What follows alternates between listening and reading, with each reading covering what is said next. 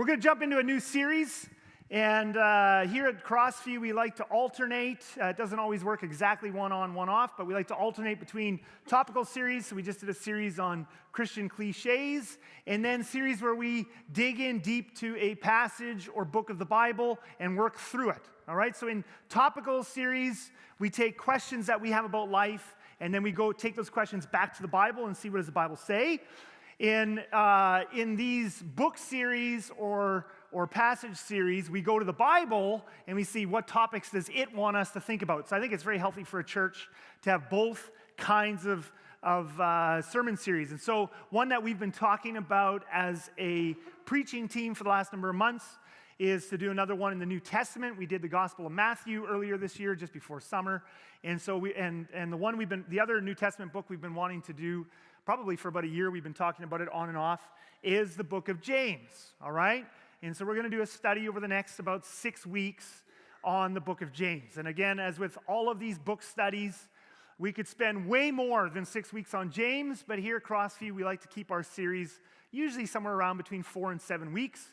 And then it always leaves us lots of material to come back to. Well, I am hoping during this series, and I'll come back to this at the end of the message today, that we will all read through the book of James several times together over the course of this series. And so during this series, just like I did during the book of Matthew, I'm going to be putting out a devotional every week. Lots of you are already signed up, but if you want to sign up for that, I'll have more instructions at the end of the message. But I want us really to read through it. This is a discipleship, going through the Bible and saying, Lord, what do you have for us? Now, one of the reasons I wanted to do James for so long is because some of the most popular snippets and cliches that we Christians have in our minds actually come from the book of James. Lots and lots and lots of them. In fact, I couldn't even put all the examples up there. They just multiply. But for example, here's a common snippet, a popular snippet that is often heard off of the lips of Christians, and that is, you have not because you ask not, right? Often used in relation to prayer. Hey, something's not going right for you in your life. You don't have what you want or you don't have what you need. Well, you have not because you ask not. And that is a snippet from James 4, verse 2. It's, of course, only part of a sentence, and it's from the King James Version. But that's where it comes from. All right? And so in this series, we're going to look at a lot of these statements, and I think a lot of them are going to really pop when we start to look deep into the context of James. All right? But some other famous snippets we take from James. Lord willing. How many of you have ever heard or said, Lord willing? Right? Lord willing, I'll be out of the hospital next week, right? Or Lord willing, we're going to go to Mexico at Christmas, or whatever it is, Lord willing. Now, we all say, again, and not bad, but this is coming from James. Like we're kind of making fun of it a little bit, but this is also from James. Lord willing is a James thing. We're going to look at that as well in this series. And lots of other ones. Friendship with the world means being an enemy of God. James has some of those passages that we pastors just love to hammer you guys with. And that's one of the big ones, right? That's also from James chapter 4. James chapter 4 is going to be a fun one. Part of a sentence. Friendship with the world means enemy with God. This is what us pastors like to do to people who leave church early to watch football or who spend too much time at the cabin. Enemy. And so many others, right? I can't even fit them all up here. Resist the devil and he will flee from you. That's a James. Draw near to God and he will draw near to you. If you doubt, you're like a wave of the sea that's tossed back and forth, or count your trials pure joy. We're going to look at this one today. All of these are snippets from James. And so one of the things that we tend to do, a lot of us as Christians, what we tend to do with James, and you can see it with these snippets, is it's almost like we treat the book of James like it's a New Testament version of Proverbs, right? So Proverbs is a book with just lists of sayings, and they don't come in like, a big context. You just grab a verse here for that thing, and you grab a verse there for that thing, and you grab a verse there for that thing. Many of us Christians actually treat James the same way. We treat it like a New Testament version of Proverbs. We just grab a statement here, we grab a statement here, and kind of just apply it all over the map. The thing is, James is not like the book of Proverbs. James is a letter, all right, written to a particular group of people facing a particular set of circumstances and context. And actually, when we look at the background context behind the book of James, I actually think a lot of these sort of random sort of wisdom statements, they actually, like I said before, they're going to pull together for us, and I think they really start to pop off the page.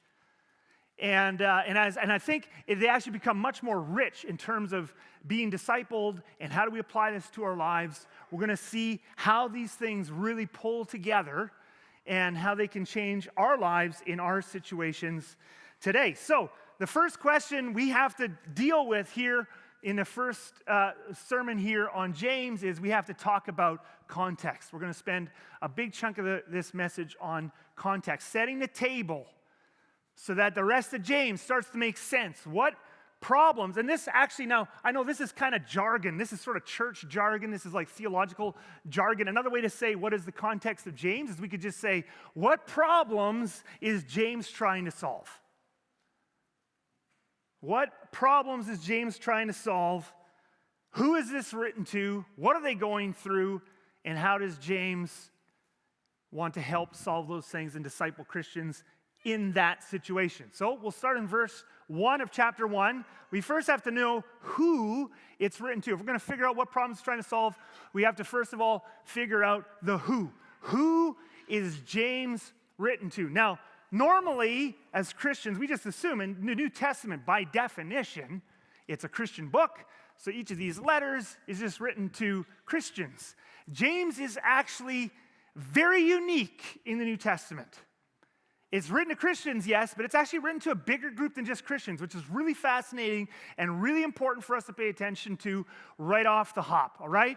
He says this, James, a servant of God and of the Lord Jesus Christ, to the 12 tribes scattered among the nations. Who are the 12 tribes? Now, James is speaking here, obviously, to what would have been known in the Old Testament as the 12 tribes of Israel, all right? He's speaking to Jews who already in the first century are scattered, the Jewish people who are scattered all over the Roman Empire, all right? James is Jewish. James is Jewish, and so he's writing to Jews. Now, he is writing to Christians specifically. Don't get me wrong.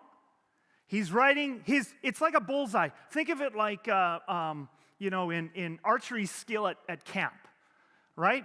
Those of you who've been to camp in the last 30 years of your life, right? So if you can remember that far back, in archery, you got these like bullseyes, right? You got a bullseye in the center, and then you got circles going out further and further. The bullseye in the center of James is certainly Christians, Jewish Christians who are scattered around the Roman Empire. But it's bigger than that. He doesn't just say Christians. He's actually writing to Jews in general as well. There's all kinds of not following Jesus Jews. He also wants to listen to this letter. And you say, well, how can that be? Why would non-Christians listen to a letter from a Christian author to Christians? And here's where you have to understand something that is so important for the book of James and this setting, all right? And that is this. We think of Christians, so when we read the book of James, we just assume that this is being read in like a church setting like this one, where you have a bunch of Christians. That's who comes to church. 2,000 years later in our modern world, when you go to church, we have separate religions, right? If you go to Winnipeg, you can find a Jewish synagogue. That's very separate from, it's very different what they would do in a synagogue than what we would do in a church, because 2,000 years later, these are two very separate religions. But you have to understand, in the first few decades after Jesus rose from the dead, all of the first Christians, pretty much, 99% of them, were Jewish. And they didn't think they were starting a new religion. This is so important, and a lot of Christians don't realize this.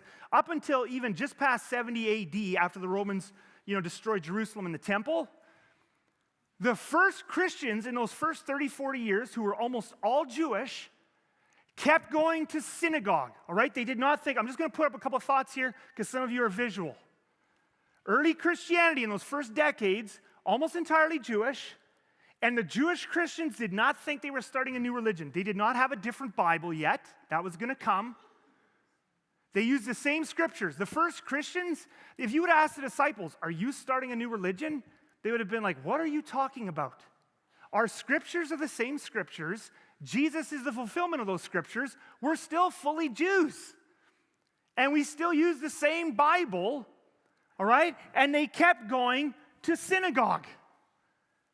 All right? They didn't think. They just said, the big thing here is not that we're changing what we thought, or that we're changing our Bible, that we're changing who we think God is. The big thing is, this is the promises we've all been looking for all this time. It's Jesus. So the first few decades after Jesus goes back to heaven, most of the Jews are still going to synagogue. They don't have separate services. It's not like there's the Christian church, there's the Jewish synagogue. They all go to the Jewish synagogue. They have the same friends. They still follow the Old Testament laws until the temple is gone. The vast majority of Christian Jews are still following the Old Testament laws. They're still hanging out with their Jewish friends, and they still think of themselves as Jews. They don't think of themselves as something different, which is really important for understanding James. So when James says he's written to the 12 tribes, he's actually writing not to separate church meetings, he's writing to people who are in a synagogue setting. I just want to show you this just briefly in the book of Acts with a couple of passages. You have to understand that the first Christians are not meeting separately. So Paul, for example, Acts 18, and we see this throughout the book of Acts. Every Sabbath, that's Paul, reasoned in the what? Synagogue. Of course he went there. That's where he's always been going, trying to persuade Jews and Greeks. So you had some Gentiles who were interested in the Jewish faith, and eventually within that, the Jesus version of the Jewish faith. All right? When he persecuted Christians, where did he find the Christians? Did he go, Lowen Boulevard has, 4 churches, and I'm going to go there and persecute the Christians. There's not separate churches. Where does Paul go when he talks about persecuting Christians? Where does he go? Many a time, Paul, went from one synagogue to another. Because where do you find Christians in the first few decades? Not in separate meetings. You find them, they're still at their Jewish synagogue meetings. And at synagogue, you would have this mix of Jesus kind of following Christians, which would be, in most cases, would be a minority, and then you would have not Jesus following Jewish people, but they're all at the same meeting in a synagogue, right? And this is going to be very helpful for James, because James, as we go through it, and I'm going to be sending out the devotional and stuff, but as we read through the book of James, there's lots of passages that are confusing. It's like, who is he talking to here? It's like, you're talking to the poor, you're talking to the rich, you're talking to the Christians. Who are you talking to? The Jews? Like, he's talking to different people. What is going on here? The reason is because he's writing to a setting like this where you don't just have Christians. So he says, I'm writing to 12 tribes. I'm writing to Jews. And of course, most of his influence is going to be with the Christians, but he's hoping other Jews will listen as well. So now let me show you this in James. All right? Let me show you this in James. We'll just jump. Again, we're just setting the context for the whole book. James chapter 2 is this famous passage, and we'll come to it yet in this series. But suppose a man comes into your meeting wearing a gold ring and fine clothes, and a poor man in filthy clothes also comes in. So now here we are 2,000 years later. We read this, and we just think, into your church meeting. Anybody want to hazard a guess what the Greek word there for meeting is? Anybody? If you take a risk and get it right, you're going to look real smart to your potential girlfriend or boyfriend, young adults. A Greek word, guess what it is there? Synagoge. Synagogue. Literally, that's what he says. Suppose a man, again, this is in English, in our modern times, we totally lose this. We just think he's just writing to a bunch of Christian churches. That's not what it was. Suppose a man comes into your synagogue, into your synagogue. This meeting you still go to that is a mix of Christians and non-Christians, and the Christians are more the minority. This is what is happening in James. This is going to help us understand some of these passages where James seems to be talking to different people. So, first key, and we'll come back to this. Some of you will make notes, but this will be in the devotionals, and we will come back to this over and over again throughout this series. And you will remember it by the time we're done, and hopefully you'll remember it for the rest of your life when you're reading the book of James. In fact, if you're one of those people that likes to physically write in your Bibles, this might be something you want to write at the top of page 1, where chapter 1 is of the book of James. You might want to write, James is written to Jewish Christians in a synagogue setting. And I'll just help you as you read through the book. This is a little different than what we modern Christians would normally have imagined at first, and it will help us make sense of so many things. Now, what are these Jewish Christians in a synagogue setting going through? What is their set of circumstances? What is their context? Well, we get a little bit of a hint. We looked at, verse 1. It's written to these Jewish Christians, the 12 tribes, and Jews in general. But then the very next verse, so this is still the introduction, right? So, greetings to the 12 tribes scattered among the nations. Greetings. Next sentence kind of starts off a bit dark. Consider it pure joy, my brothers and sisters, whenever you face trials of many kinds. Imagine that. You just see someone, and it's just straight from, hello, be happy for all the bad stuff you're going through. Straight to the trials. Now, again, we tend to read this as like random. This is like the book of Proverbs. So this is just James is just making a random statement about trials in general. Everybody goes through trials at certain times. And when you go through a trial, consider it pure joy. Now, the only problem with that is some trials are not things we should consider pure joy. Isn't that true? Like, if your marriage is falling apart, is that just considered joy? I'm just so happy my marriage is falling apart. I'm just so happy, I thought of parent again. I follow the news headlines and stuff. If you're following the news headlines, I mean, whether it be Gaza or Darfur or Ukraine and starving people, if you're a parent watching your kid slowly starve because they can't get enough food for something that is probably a fixable problem if it wasn't for evil people, oppressing others.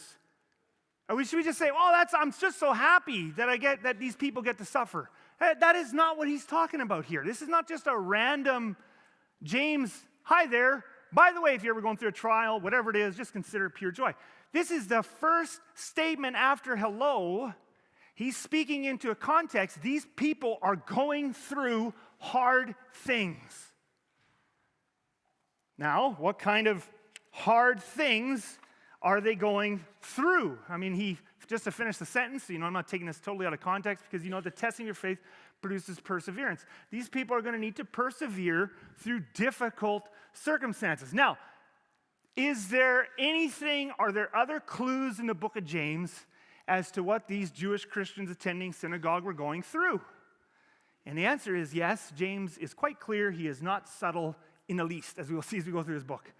James is not subtle. He's not discreet.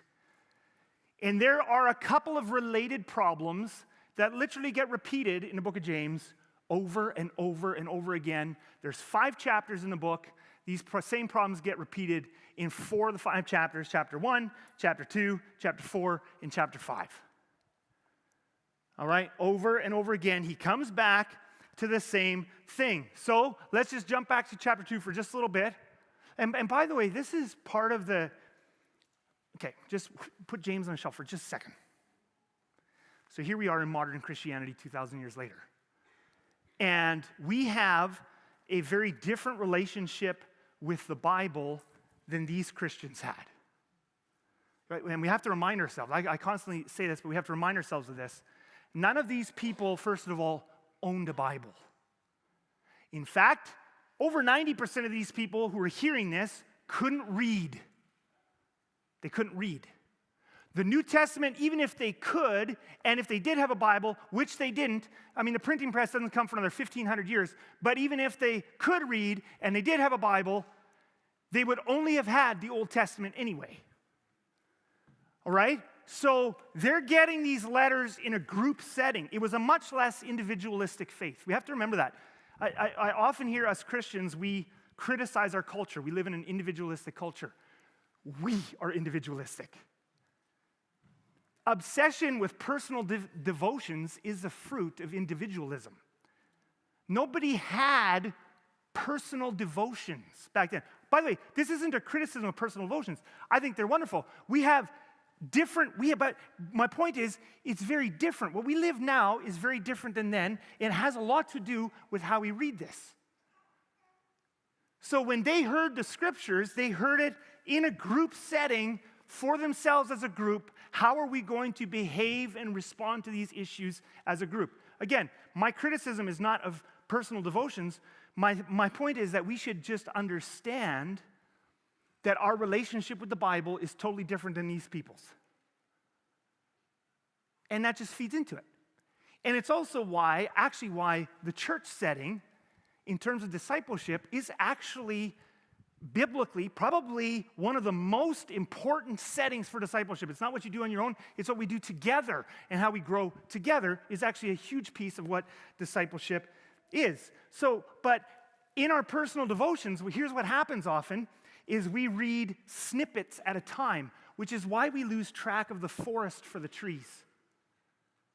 So if you're on a devotional plan where you read, and again, this is not a criticism, this is just reality. It's just being aware of it. It's not bad.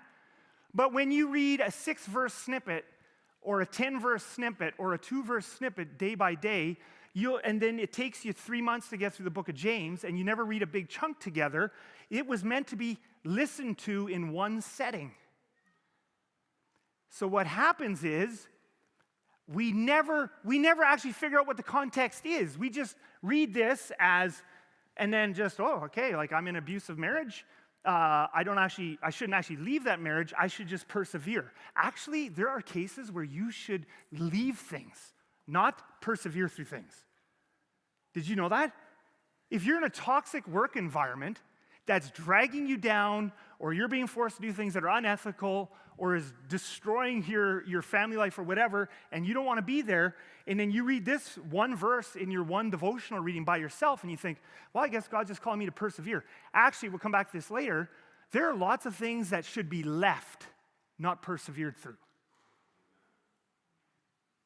This is why context matters. So what happens in a service like this is we all get together, is instead of just taking a little chunk, here, little piece, what we're doing here, and then I'm going to infuse this into the devotionals as well. In the devotionals, I'm going to have you guys reading actually 2 chapters at a time. Like you just sit down and you actually just read a chunk together.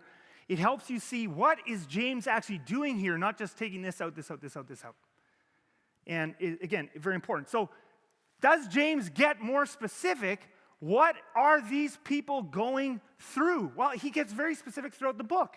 If we jump ahead to chapter 2 for just a moment, he talks here, and we'll come back to this chapter, so I don't want to get too much into the background, but he says here, but you have dishonored the poor. So first of all, you are going to see in this book over and over and over again, James is talking about the poor and the rich. Huge context of this book. Has to do with a bunch of these people, and a bunch of these Jewish Christians who are in the synagogue are either themselves, many of them struggling with poverty, or they are surrounded by Jewish people who are in poverty. Huge. This is huge. Very specific. James is not just, when you're going through trials, and I'm not thinking of anyone in specific. He's thinking specifically. But you have dishonored the poor, so poverty is one. Is it not the rich? Now we get a window. What is happening to these people?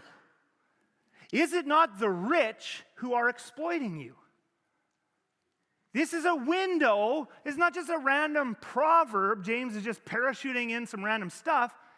This is what they're going through. Passages like this give us a window. The people who are listening to this letter are going through these things. There's poverty. A lot of them are struggling with poverty. And a lot of them are being exploited by the rich. All right? And then it says, are they not the ones who are dragging you into court? They're getting taken to court. I can give you a little bit of background. We'll come back to chapter 2 in this series yet. But they are being defrauded of wages, as we'll see in chapter 5. They're being defrauded of land. They're being defrauded of all kinds of things, and they can't stand up for themselves because they're the weak and they don't have the money. But more wealthy, powerful people are taking them to court, using the legal system against them, exploiting them, and many of them are struggling with poverty. When James says, consider pure joy these trials, he's not just any trial you can think of. He's actually talking about a specific set of trials. Now, that doesn't mean we can't apply that verse to other trials, but it means we have to do it with wisdom. Because like I said before, not every trial is designed to be persevered through. Some trials you just need to get out of. And understanding this helps us understand that. Let me just show you one more verse so you can see that I'm not cherry picking. I'll just show you one more passage. We'll go to chapter 5 for just a moment. just to show you that this is the context. And this is just over and over again throughout this book. James 5, verse 1. Now listen, you rich people. Now again, this is what he does throughout the book. He's talking to different groups of people. And as you're going to see, these rich people are clearly not Christians. But I want you to notice this whole rich-poor thing is right throughout the entire book. Huge. But these rich people are not Christian people. Look what he says. Weep and wail because of the misery that is coming on you. Like he gets ticked.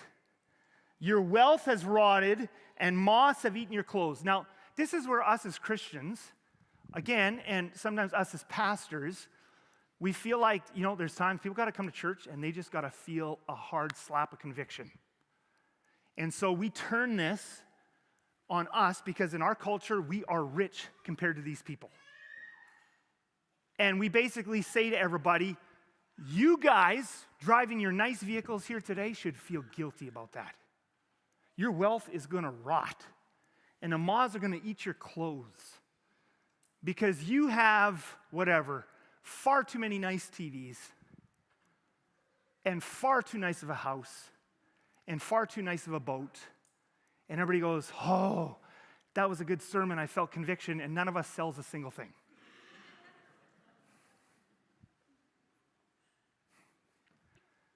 Because these passages are not randomly talking. Do you think it's actually a sin to be rich? Just in case you're wondering, the answer is no. Abraham was very rich. Literally, that's the wording in Genesis. Very rich. Jacob was very rich. Joseph was very rich. David was rich. He was also a bad guy, but he was rich. I was going to use Solomon, also a bad guy, but anyway, he was rich. Daniel was rich. I mean, lots of people who followed God in the Bible were rich. And one of the things I personally have seen in myself in the past, and I see in us as Christians sometimes, is we love to use these passages against people who are richer than us. It's just a matter of where do you draw the line, right? So the person with 2 cars thinks the one with 2 cars and a boat and a cottage, that guy needs to be more generous. Never mind that, the people in Darfur right now would think anybody with a car is rich. So we got to be real careful. This is not about rich people are bad. They're not bad for being rich. You know why these rich people are bad? It's because of what they're doing. Look, the wages you failed to pay the workers. They're taking people to court. They're using the system in a way that poor people can't stand against them. So a lot of this they're doing legally. We'll get into that as we go through this series. A lot of this stuff they're doing legally. It's legal. And James says, look, you fail to pay your workers. That's bad. Being rich is bad. Taking advantage of people is bad. Because God is always on the side of who? If there's one thing you're going to see throughout the book of James, but it is a common theme throughout the Bible, is God more on the side of the powerful or the powerless? Who mowed your fields, the ones who mowed your fields are crying out against you. The cries of the harvesters have reached the ears of the Lord Almighty. This is a big theme in James. Are you oppressing the vulnerable? Are you taking advantage of people? And this is a window into the specific. Again, James is not just randomly, notice, it's not just James, randomly throwing a piece of advice here, randomly, there's another piece of advice there. The whole letter pulls into these themes. So, we can put this down now. And again, like I said, many passages in James begin to pop when you see that they're all pulling together towards a particular set of situations and context. So here is an overview of the context of James. And again, I'm going to repeat this over and over again throughout this series, and you're going to remember it no problem. And if you're going along with the devotionals, you're going to read through the book, and we're going to apply this, and you're going to see how a lot of these things come alive within this context. And I want to help you with something when it comes to the Bible is, more of us have Bibles than ever before, and yet when it comes to modern Christians, many of us, even if we spend many hours reading it, do not actually know what it's for or how to use it. So when we are applying this to our lives, step number 1, what did it say to its original audience? Once I know that, we can make parallels and say, what does it mean to us today? That's why we come to church. So, context of James. Jewish Christians struggling with poverty, lots of them are. Not all of them are, but a lot of them are. They're still part of synagogues, so they're surrounded by non-Christians. Right? This is what's going on. And they're facing persecution and exploitation at the hands of wealthy, powerful people. This does not mean all wealthy, powerful people are exploiters. And this is, again, we're going to see this throughout this series. I should get people from every side of the political spectrum hating me by the end of this series, and then I know I've done a good job. Some Christians, if they're a little bit more left-leaning, let's say, and I'm going to bring this lingo up a lot because this is the context we're in. First, we look at the context it's there, and then we bring it to the context here. Some Christians, let's say, who are a little bit more left-leaning, they love to quote some of the passages in James as if all rich people are bad. That is not what James is saying. Other Christians want to ignore the fact that what we do with our wealth can be very bad if it puts powerless people at a disadvantage. So we got to walk that. We got to see what was this written to, and then we got to apply it with wisdom to our lives today, right? And trust me, we'll get everybody a little bit upset at least. Okay, so this is the context. Now James, here's the thing. Now here's the thing where we as Christians all should be challenged. This is where discipleship comes in. We like to say that we're Christians, put a fish on the car. The question is, do we actually want to do what this book says? Do we? Actually, that's kind of a trick question because I don't want to trap any of you. Just in your head, think to yourself, do I? Because what James wants to see then is, how should followers of Jesus respond in light of this situation? So the situation they were in, how should they respond? If you're a follower of Jesus, how do you respond? And for us, it's going to be, we're going to look at the context that James is writing in. Then we're going to see, can we apply this to our modern situation today? And if we can, we need to ask ourselves, how should followers of Jesus respond in light of this situation? And are we willing to actually do it? That'll be the question. So now we go back to chapter 1. I'm doing so good with time. I got like 12 minutes. I can talk slower the rest of the time. Woohoo, yeah. So, first question, how should followers of Jesus respond to poverty and oppression? Well, let's go back to verse 2. Consider it pure joy, my brothers and sisters, whenever you face trials of many kinds. Again, like I said before, there are lots of trials. We can apply this to things beyond poverty and oppression, no question. But we should not automatically think that this means every single trial. Some trials you should feel sad through, and that's okay. Some trials you will feel scared through. And this actually brings up a second thing. But for these trials in that situation, I want you to notice what James says. He says, I want you to consider it pure joy. First thing I want you to notice in James is this. And you're going to see this throughout the book of James. If you were being, like, let's imagine, let's put ourselves, okay, let's go away from this screen for just a second. Let's put ourselves 2,000 years ago. So you're a Christian in a setting where you're a minority group. Lots of people around you in a synagogue are not Christians. All right?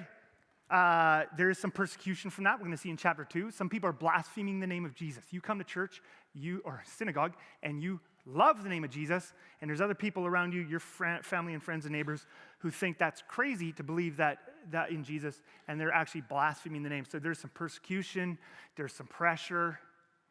In addition to that, let's imagine that you're poor, and more wealthy people than you can't afford the lawyers that they can, are taking you to court, and they're legally using the system against you to take away your rights, to take away money they owe you, to take away your land, all these sorts of things.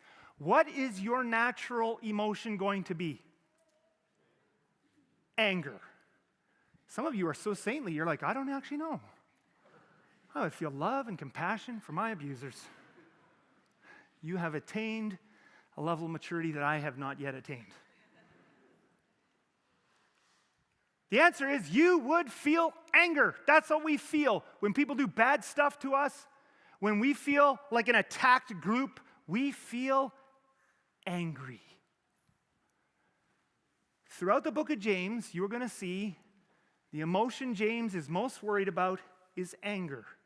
It's not sadness. When we read this verse out of context and just kind of by itself, it's like, consider pure joy. Well, I'm kind of feeling sad about Did you know, again, like I said before, sadness is often the right emotion to feel. Actually, so is anger at times. It's just what you're going to do with it. James is not concerned here with sadness, and you're going to see this throughout the book, chapter 1, chapter 2, chapter 3, chapter 4, chapter 5. Pretty much every chapter, he is going to hit this one over and over and over again. In your natural situation, you're a smaller group. You're a less powerful group. Others are picking on you. Others are attacking you. You're going to want to feel anger. I want you to go for joy, not anger. Now, I also want you to notice he does not say, what? Dang it. Oh, I'm going the wrong way. That's what happens when I use my left hand. I want you to notice, yeah. Notice he does not say feel pure joy. These are emotions. He does not say to them, you're going through this horrible time, you should feel joy. That's not what he says. Because emotions are emotions. You're going to feel what you're going to feel. His point is, don't just roll over and accept that what you feel is the right thing. Consider. He said it's a mind shift. We need to consider. Our natural reaction in this situation is, I'm going to get mad. He's like, I don't want you to do that. That's naturally what's going to happen. You're going to feel mad. I want you to consider. I want you to work on a mind shift. I want you not to accept anger as the appropriate response. I want you to consider it joy. I want you to shoot for joy. Because joy is going to bear the fruit. Remember, James is asking a question. When you're in a situation like this, not how do you want to respond? How should a follower of Jesus respond? Now, he gives us in this chapter a couple of perspective shifts. You'll have to come back next week for number 2. So there's my little hook. I only have time to give you number 1. So there's a couple of mind shifts. How can we change anger to joy? First mind shift. Because, right, here we go. Consider pure joy. Why should we do this? Because you know that the testing of your faith produces perseverance. When you're in a situation where you are the smaller group, you are the weaker group, you feel like more powerful people are attacking you or persecuting you or trying to take away whatever it is that they want to take away and using the system against you, when you feel those things, you want to feel angry, but you need to set a new goal, James says. And the goal is perseverance. You're like, that is not a fun goal. That's my goal? Yeah. You change your goal to this, and the anger drains out of things. When you change your goal to, I just got to get through this while loving people, all the anger, like a puddle on the floor. Here are some of the goals. And by the way, I'm not just coming up with these randomly. We'll see as we go through the book of James. These are the things that the Jewish Christians in the synagogues, this is the things they want to do. These are goals in your mind that lead to anger. I want to stand up for my rights. It's not right for them to take me to court and take my stuff, what they owe me. As long as I focus on that, I'm going to be angry. Yeah, that's absolutely. I'm going to take back what's mine. Yeah. And if I keep focusing on that, I'm going to be angry. And again, you say, but that's the right thing to do. You know what? Again, all we're asking here in this thing is, what would James have us do? What does James think? Like that's why I asked before, do we as Christians in modern times actually want to obey this? We say we do, and then what we think of is the 10 Commandments. Guess what? The 10 Commandments is easy. Not enough Christian pastors say this. If you think obeying the 10 Commandments is what Christianity is about, that's easy. Do you know when the last time was that I was actually tempted to murder someone? Never. I mean, there's been times I've said I wanted to murder someone. I've never actually wanted to murder anyone. The vast majority of you here have never been tempted to murder. Murder. It's like that one, manslaughter. Like, that's like the worst one. It's like the less bad one. I shouldn't go off on that tangent, but anyway, it's manslaughter. Anyway, it's like slaughter. No, we're not. The Ten Commandments are easy. For the most part, they're easy. Adultery, lots of people commit adultery. The fact of the matter is, though, just don't. And here's the good news. Too many of us will, but most of us won't. Don't worship idols. How many of you got up this morning and were like, oh, I want to worship that idol? And of course, so we turned it into a metaphor for liking football or liking a boat or liking a cabin, which has nothing to do with idolatry in the Bible. Idolatry in the Bible is, here's a wooden thing, and I burn incense to it, and I worship and pray to it. How many of you were tempted to do that this morning? Show of hands. Okay.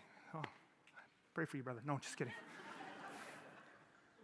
10 Commandments are actually pretty easy. You want to know what's hard? Do the New Testament. Do this. You want to know what's hard? Go through what those Jewish Christians were going through and consider it pure joy instead of being angry. Too many of us Christians are worked up about the wrong things. We're just worked up about the wrong things. And what's actually hard about the Christian life is all over the Bible. It's all over the New Testament. And we'll do it in this book study. And then we'll do more book studies. And I'll show you this in Paul and James and the Gospels. This is the hard stuff right here, not the 10 Commandments. So James says you have to do a mind shift from wanting these things to wanting perseverance. And I've reworded the word perseverance to that, and that is to this: just get through this season with love. That's perseverance. How many of us need to have this up on our mirror in our bathroom? Just get through this season with love. Get through this season. Get through this season with love. That is the message of one of the entire books of the New Testament. You want to follow Jesus? This is what it looks like.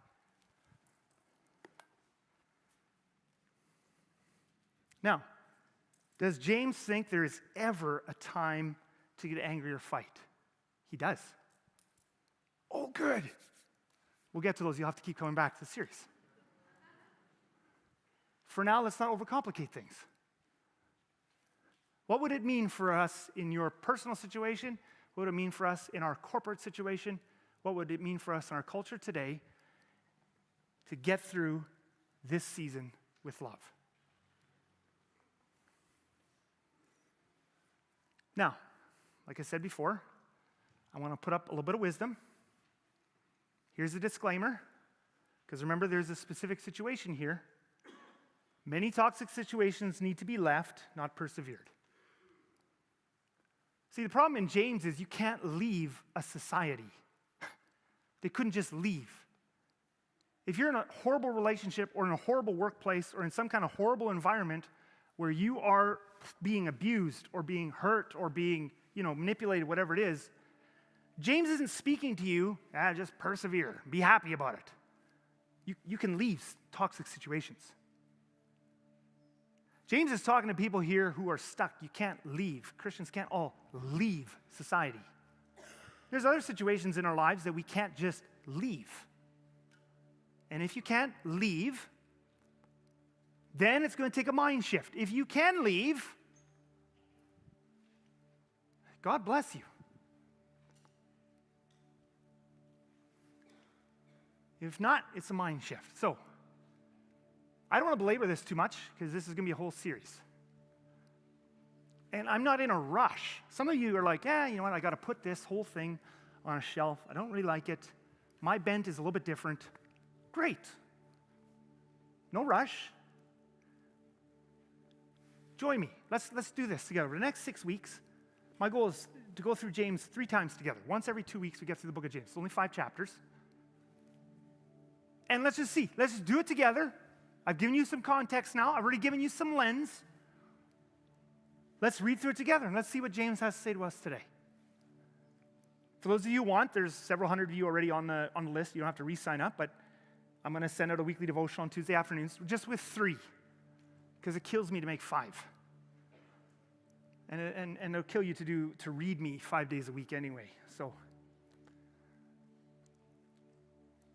let's do this. Let's just see if what I'm saying is true. And then let's prayerfully sit on this one now to end this sermon. What would it mean for me? What would it mean for us to get through this season with love, to persevere, to consider it pure joy? Why don't you bow your heads with me and close your eyes?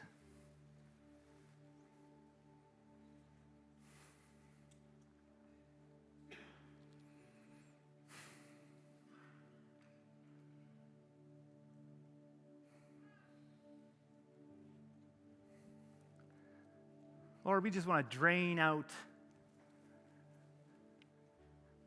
all the defensiveness,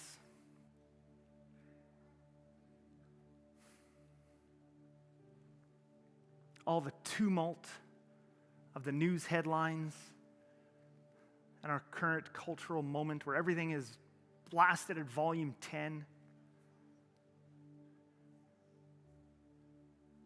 We want to find the discipline of finding joy in our personal lives and in our cultural moment as a body of Christ. To find that counter-cultural spirit of joy that we're going to get through this moment. We're going to get through our individual moments. We're going to get through our cultural moment. And we're going to get through it with love. That's going to be our goal. Deliver us from all the voices out there that want us to feel anxious and mad.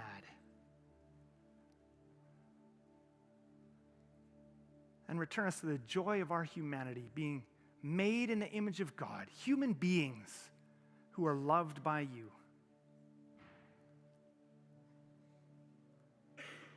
Thank you for your presence here today. Thank you for the book of James. We pray all these things in Jesus' name. And all God's people said?